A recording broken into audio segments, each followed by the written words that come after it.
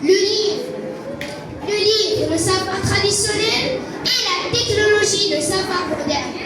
Il y a le livre, la technologie, deux avocats, un pour le livre et un pour la technologie. Chaque personnage va défendre son point de vue. Est-ce mieux d'apprendre avec le livre ou avec la technologie? On va découvrir leurs arguments. Bonne écoute.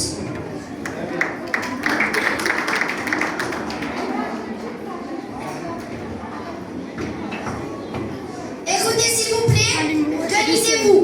Nous sommes réunis ici pour un procès qui a des répercussions profondes sur notre avenir.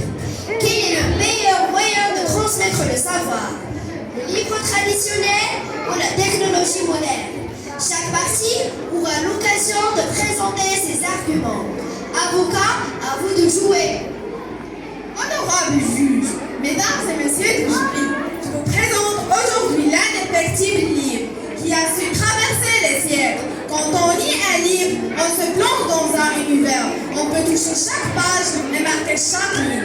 Il permet une connexion intime avec les lecteurs, une immersion non réfléchie.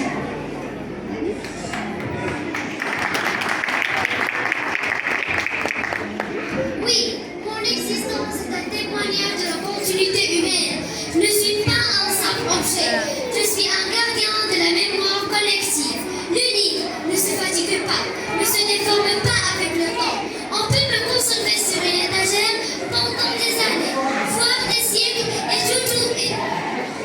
et toujours revenir à moi.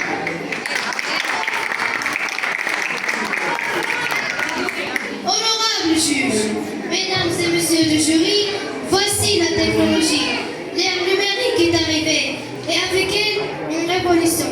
Son avantage principal réside dans sa rapidité et son accessibilité.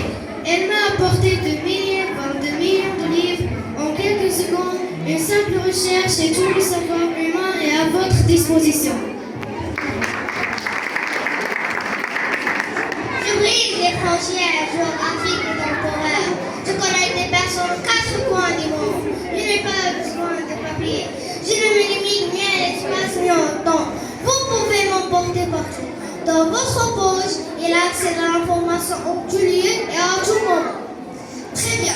Il semble que chaque partie a bien présenté ses avantages. Le livre, vous évoquez une connexion intime avec le lecteur.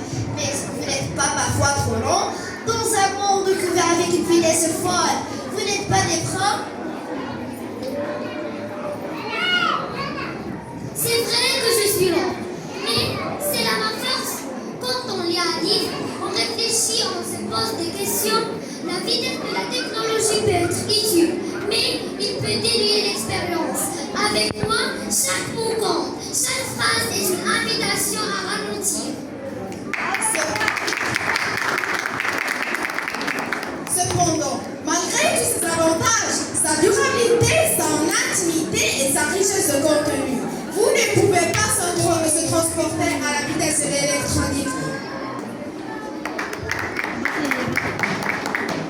Et vous, la technologie, n'êtes-vous pas parfois accusé de rendre les gens plus superficiels dans leur manière de consommer l'information? C'est un point valable, mais tout dépend de l'usage. Moi, je peux être un utile et puissant. Si l'on m'utilise correctement, je peux offrir des accès à l'information en temps réel, apprentissage interactif et même des expériences immersives. Mais oui, je peux aussi être un distraire, un piège à attention. Cependant, tout est dans la manière dont je suis utilisé. Mesdames et messieurs, ces inconvénients sont aussi évidents. Son dépendance à l'énergie est une faiblesse. Ces informations peuvent parfois manquer de fiabilité. L'écran peut aussi être une source de distraction pour les utilisateurs. Après avoir entendu vos arguments, il me semble évident que ni l'un ni l'autre n'est parfait, mais chacun a un rôle important dans notre monde. Le livre, avec sa profondeur, sa durabilité et sa capacité à favoriser la réflexion, reste un trésor précieux dans notre monde. Et la technologie, quand elle offre une accessibilité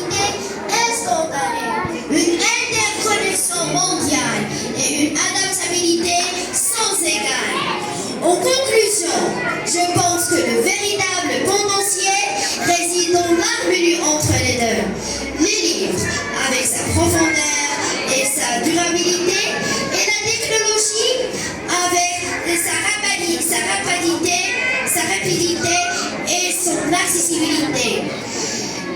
Le procès est clos. L'équilibre est la clé. Utiliser la technologie pour rendre les savoirs plus accessibles et plus rapides. Et le livre pour rendre l'introspection et la réflexion profonde.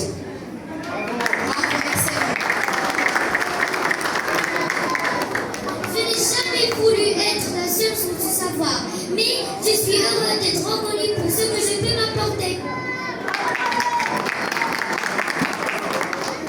Et moi, je continue à élever les portraits aussi vite que possible.